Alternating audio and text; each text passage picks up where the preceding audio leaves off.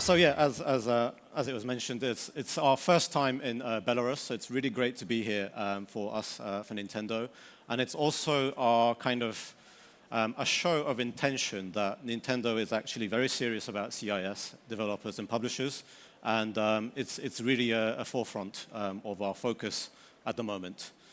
And our goal is to give you a basic understanding about how do you publish games on the Switch? I mean, I've had many people coming to ask me, Nintendo seems so far away and inaccessible. How do we speak to you guys, and how do we release a game on your platform?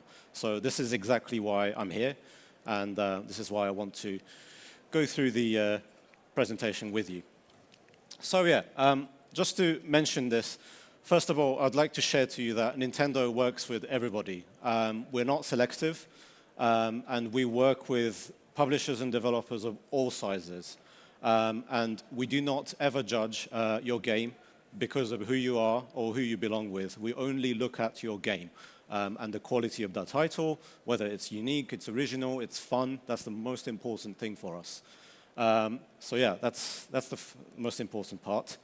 And then, this is actually just our motto. Together with you, we want to put smiles on faces of everyone we touch. And this basically means not only the end gamers or consumers or however you'd like to call players, but everybody who's involved in the publishing process, the retailers, the developers, publishers. We want to make everybody happy. So this is why we like to be super duper transparent. No backhand dealings. Nintendo is very straightforward. We want to release good games, and we're providing you a platform. That's our goal. So just in case, and I know Nintendo Switch isn't the most popular thing in Belarus, I'm just going to go through what exactly is Nintendo Switch. So it's our latest platform on the current gen, if you like, consoles. And it can be used like a traditional video game console, or you can actually use it as a portable mode. So it's a very flexible device. And every Nintendo Switch comes with a dock. Well, this is the flagship model, we call it. And then you can play it tabletop, portable, or as a console mode on the TV, so TV mode. And then, of course, this is a very popular form of playing, the portable form. So you can basically keep on playing on the TV, and then you feel like, or you have to go outside, you just take your Switch off, and then you can just continue to play as if nothing had happened. So the transition is very smooth, and this is exactly why we did it. It's the seamless gameplay, and we don't want your schedule to stop you from playing games, because if possible, who wouldn't play games for 24 hours, right? So, and then of course, if you want to share your games, and I think it happens very rarely sometimes, but if you want to share with your friends and play together, then you can play the tabletop mode. So you can detach the Joy-Con and then give one to your friend, even if you don't want to. If you want to play together, you have to share your controller, and then you can play together, looking at the same screen, outside, without a power cable or anything attached to it. So this is the tabletop mode. And on 20th of September 2019, we have launched a new addition to the family, Nintendo Switch Lite. So this model specializes in portable mode. So we now have a new offering to the family. So we now call the existing model the flagship model. So this is a Nintendo Switch Lite model. So we now have two different offerings depending on your lifestyle or whatever options you have. So yeah, there are many ways of playing it. I'm just going to skip through because I've just talked about it. But essentially, play anytime, anywhere, with anyone, and that includes with nobody, just on your own. And that's kind of the idea of Nintendo Switch. It's just flexibility, basically, and everything is up to you. So we have launched Nintendo Switch on 3rd of March 2017, and it was a global launch in Japan, Europe, and the Americas. So that's North and South America. And everything has been phenomenal since. And since then, Nintendo's unique proposition has been accepted by many people worldwide. So in the span of just over 2.5 years, we have sold 41.7 million units of Nintendo Switch. And this is an incredible number. And we're very glad that the Nintendo Switch has been accepted by many gamers across the globe. And quick breakdown of where those are being sold. So roughly 25% are in Japan, and then about 40% of those are in the Americas, and the rest, 36%, are in Europe and other regions such as Africa and Europe, Russia, and Belarus. So we know, Nintendo makes consoles, great, but how about the software? So that's the main question today.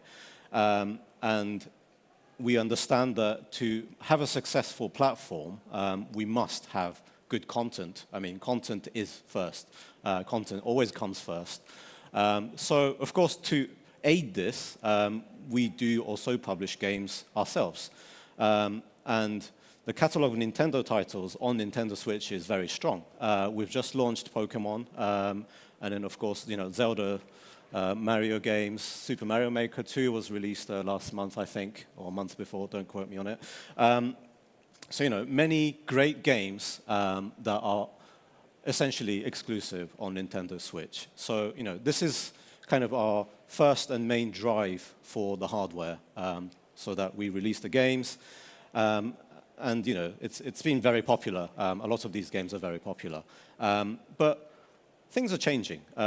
Things are changing because it's not just about Nintendo games anymore. Nintendo Switch has embraced the new environment that, there are many games that Nintendo do not cater for. There are many games that we may not even think about making. And this is where other publishers, we call them third party, but developers, maybe such as yourselves, to release your game on the Nintendo Switch. So we've had many successes with publishers. As you can see, we have many games that are currently on the Nintendo Switch. And, very popular franchises, I guess, that some of you may know, at least one or two from these.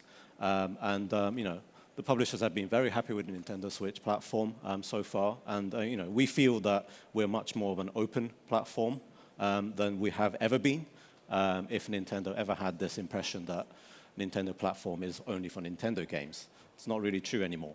And what's really interesting now is that the biggest movement of all are indie games. We have such a huge library of indie games at the moment, and it doesn't seem to be stopping at all. And, we're getting many of these famous indie games, but we're also getting lots of new blood, indie developers that we've not heard of before, or from a developer that we've never even dealt with before in that country. So, we are seeing a big change, and I think in Belarus, CIS, Eastern Europe, that's a huge focus for us because traditionally, maybe it hasn't been so popular releasing video games from Eastern Europe and CIS, but we're getting so many great indie games coming from the region. So we'd like to basically do all we can to support this. And just to add, we also do work with free-to-play titles. And Fortnite, Asphalt 9, Realm Royale, this is just the tip of the iceberg. Many of the free-to-play are actually coming into Nintendo Switch. It does require additional approval, but this is something we can discuss once you're actually onto it. And Fortnite has been, I think, downloaded in almost 50% of the Switch consoles. So, it's happening, and many people still think that free-to-play doesn't happen on Switch, but that's not true. So we now have more than 2,000 games available on the console, probably a lot more now, and over 1,000 publishers. So we deal with over 1,000 companies right now. And again, this is a huge difference because traditionally Nintendo didn't work with this many publishers. So it's just another indicator of how Nintendo Switch is different to Nintendo's previous consoles. And digital sales are a huge growth field for Nintendo. I think our digital business has grown over twofold in the last year, and this is not going to stop anytime soon. And many of the digital revenue are obviously download-only titles, which many indie titles tend to be. And of course, some successful indie titles have box release afterwards. So there are some publishers out there who would publish indie game into the cartridge and sell them in shops. So oftentimes it happens, successful indies, they try and they release on Nintendo Switch. It's hugely successful and they go, okay, we probably want to do retail as well. And then they start selling the actual box product as well. So, you know, anything can happen. And really, if you're a developer or a publisher, then your game can be on Nintendo Switch. Yeah, okay. So just quickly on hardware features and development for Nintendo Switch. I'm not a techie person, so I'm not going to go through too much of this, but switching modes. So it's a seamless transition handled by the internal OS. So there's actually nothing you have to do in order to implement this transition. It's minimum work on the developer side. You don't have to do anything. We do the work. You just have to make sure that, you know, if you have a game that changes UI depending on the screen size, then you have something covered. Otherwise, we just do everything for you. And clock speed is different for docked and undocked for obvious reasons. But again, all of these things, you don't actually need to do anything. You just have to take into consideration that this happens. And basic system specs, these are actually probably public information. You can get this anywhere. So I'm not going to go through them, but here's what it is. And then the environment for your actual development. So Nintendo Switch uses a common architecture, so C++, industry standard tools, and cross-platform code is relatively easy to port. And I'd like to emphasize that Nintendo is entirely open to cross-platform. We don't have any policies going against it. So if you are interested in releasing a title and you want it to be cross-platform with other consoles or PC, go for it. And then we have different types of basic dev kits. Two types of dev kits, basic and professional. The professional, I think, just has more RAM, and the main function is actually the same. So setup cost, so you basically have to purchase a dev kit online. I'll go through how to do this later. And then you need to have a proprietary kit, a Nintendo Dev Kit, and then you can get them from Nintendo Developer Portal. And they are shipped from Germany, where our European headquarters is based.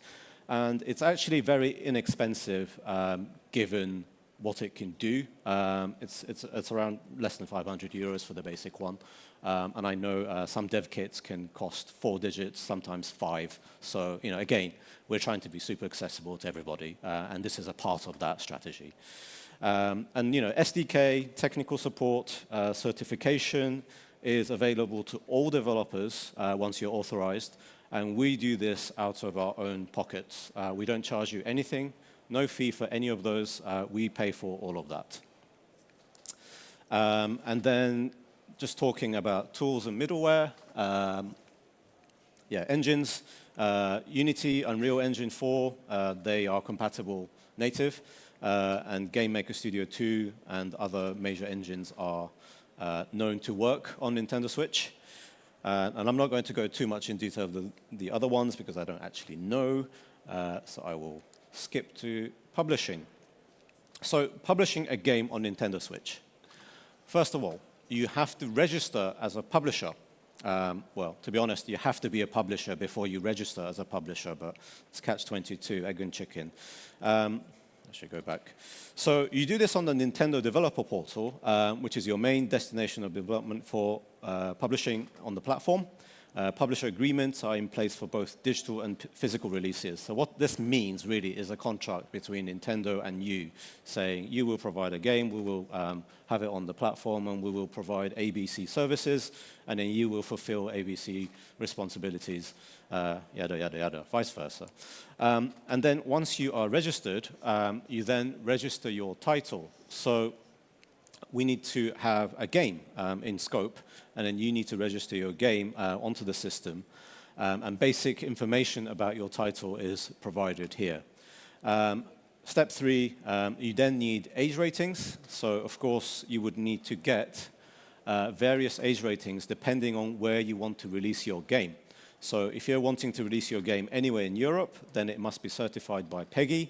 And Germany, then you'd have to be USK, US ESRB, and then in Japan, CERO, and I believe in Russia, RAS. All sorts of age ratings are required.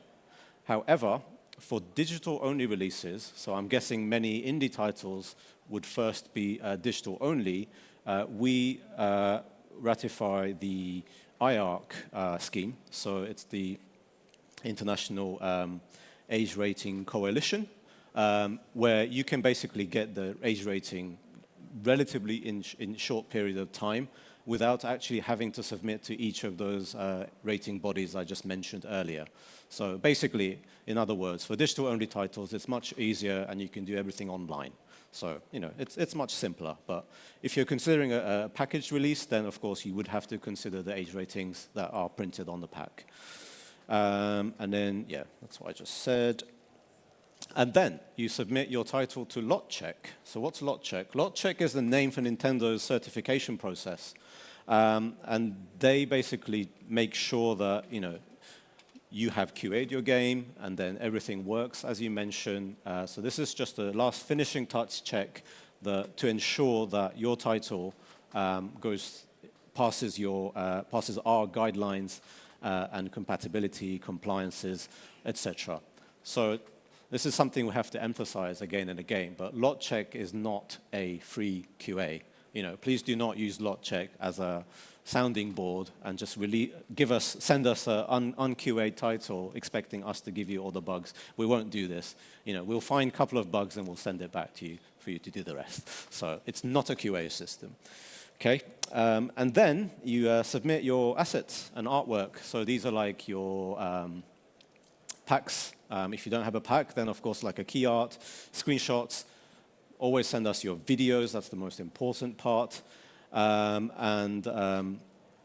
Just, yeah, everything about the game, basically. Metadata, in other words. Yeah, that's what I just said.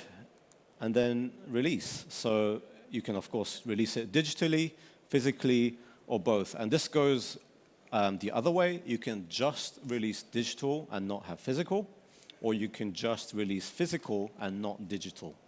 It may not make sense, but you can do it. And actually, it does become useful when you have a different publisher for different mode of sale. So some publishers have digital game, rights for digital publishing only, and then some publisher may have the rights for physical publishing. So in those cases, of course, you have to be registered on the system separately as a different publisher, releasing the same game, just in different medium. So that can happen. And then, yeah, I mean, I'll just skim through this Nintendo eShop. So Nintendo eShop on Nintendo Switch is the primary place for consumers to purchase software digitally. So they will also be able to purchase content from Nintendo's main portal websites. So you can actually go to the website, Nintendo website, and buy the game on the web. And then your purchases are linked with your Nintendo account. And then your purchase is recognized. So if your Nintendo Switch is sitting at home online, then if you've bought it on the web, then by the time you've gone home, it's already downloaded, ready to play. So Nintendo eShop is currently available in 31 countries in Europe. I believe not yet in Belarus, unfortunately, and South Africa, Australia, New Zealand, USA, Canada, Mexico, Brazil, Japan, and we've recently opened an eShop in Israel. And we're looking to expand, and we're just working on this, but it's baby steps. We can't do everything at once. So this is something we're working on. But again, Nintendo Switch is a region-free software, and you can actually just connect to eShop in other regions and buy them if you wanted to. So, yeah, payments done by credit card, PayPal, prepaid Nintendo eShop cards, various ways of paying to buy your game. So how do you promote your game? So there are different beats you can have with the game. And also some marketing tools we'll provide. Predominantly, though, on Nintendo Switch, Nintendo is a platform holder. We endeavor to create an environment for you. So that includes increasing the install base and making the platform popular in general. So that's kind of our main job. And that includes kind of promoting the platform itself. But once the platform is ready, we then rely on publishers to actually promote the games themselves, because we handle many publishers and developers on a daily basis, and it's actually physically impossible for us to support every title on top of the services we provide. Because as I mentioned, all the certifications, the lot check, and all of these services are free. We don't charge you for any of these. So the only way that we get revenue is if your game sells on Nintendo platform. So we ask the publishers to promote your own game, so we call it self-publishing. And then the main drive of promotion for your title must come from yourselves, publishers and developers. Having said that, there are some things we can do, and we do provide marketing tools at times. So in order to maximize your exposure of your titles on the platform, there are some things you can do. So one of them is obviously releasing a demo,